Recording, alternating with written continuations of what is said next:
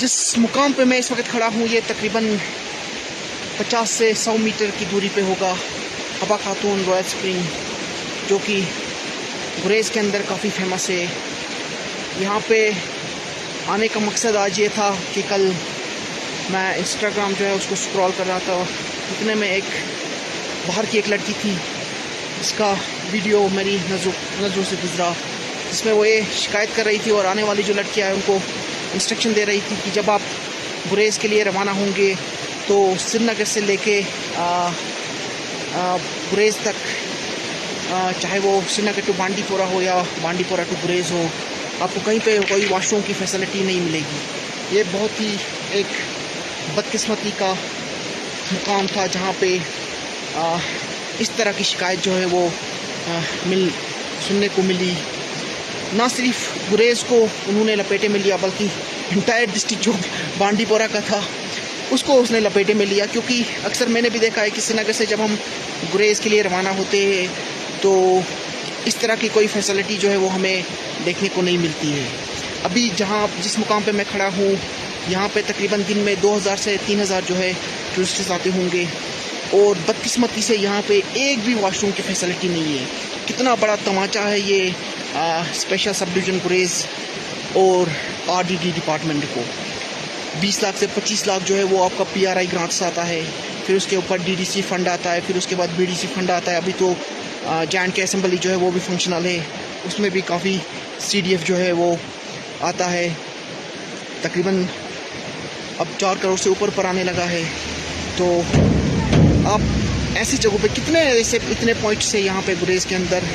जहाँ पे टूरिस्ट जाते हैं, हार्डली 4 से 5 मुझे लगता है इतने ही होंगे। आप अगर 4 या 5 जगहों पे आप वॉशरूम फैसिलिटी जो है वो टूरिस्ट्स को प्रोवाइड नहीं कर सकते, तो इससे बड़ा बदकिस्मती का मुकाम कोई और नहीं होगा। अच्छा, इसमें एक और डिपार्टमेंट है जिसको मैं इस वक्त लगे हाथों लपेटे में लेना चाहूँगा, वो है टूरिज़्म डिपार्टमेंट। मुझे समझ में नहीं आता कि इस डिपार्टमेंट को बनाया क्यों गया है और इसका काम क्या है, क्योंकि 5 सालों में मैंने ऐसा कोई प्रोजेक्ट नहीं देखा, कोई इनकी तरफ से कहीं पे कोई इंफ्रास्ट्रक्चर जो है उसको डेवलप किया गया हो। 5 सालों में मैंने ऐसा कोई प्रोजेक्ट अभी तक टूरिज़्म डिपार्टमेंट की तरफ से गुरेज़ के अंदर एटलीस्ट नहीं देखा। तो मुझे समझ में नहीं आता, आप इतना रेवेन्यू जनरेट कर रहे हो तो वो पैसा किधर जाता है और आप उस पैसे को कहाँ पे लगाते हो, क्योंकि अक्सर हमने सुना था कि